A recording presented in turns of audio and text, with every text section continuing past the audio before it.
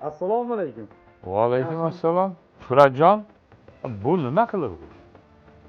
Mashinani yuvadigan maxsus joylar bor.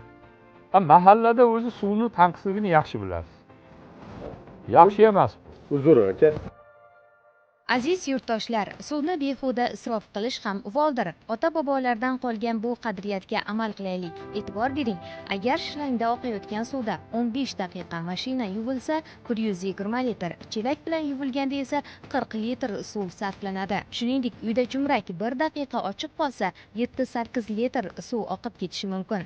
Bu daqiqalarni soatlarda hisoblab ko'rsak, yuqoridagi raqamlar yanada ko'payadi. Shunday ekan, suvni isrof qilmaslikka, undan oqilona foydalanishga harakat qilaylik.